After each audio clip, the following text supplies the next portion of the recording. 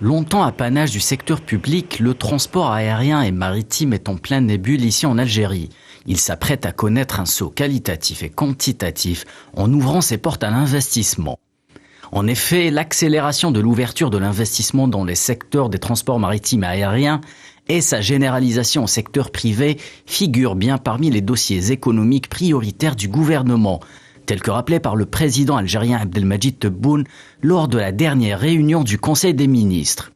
Une instruction claire qui s'étend également au développement des ports algériens, qui constituent les premières brèches vers le continent africain, et ne demande qu'à être traduite sur le terrain des réalités, à travers des partenariats gagnant-gagnant et des projets d'investissement à valeur ajoutée. Particulièrement pour ce qui est de la logistique portuaire et surtout la logistique également de toutes les activités qui gravitent un peu autour des activités portuaires, notamment la réparation et puis la construction navale.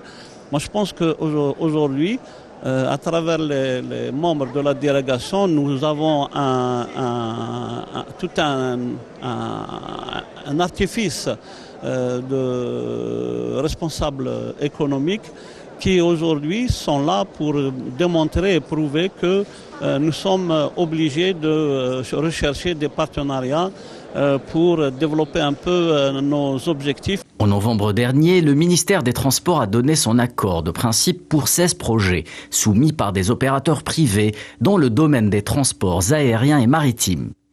Cette semaine, c'est la compagnie low cost Westaf qui a annoncé la naissance de sa filiale algérienne, SPA Westaf Algeria, suite à son inscription au registre de commerce. Selon le cofondateur de la compagnie, Chakib Ziani Shrif, la compagnie prévoit d'entrer en exploitation au bout de quelques mois. À noter que la relance des segments des transports aériens et maritimes obéit notamment à des impératifs structurels. Un plan d'action des transports pour la période 2020-2024 a été mis en place dans ce sens. Il prévoit entre autres la création d'une agence nationale de l'aviation civile, la réforme du transport maritime de marchandises et des ports, ou encore certaines mesures inhérentes aux besoins de la transition numérique.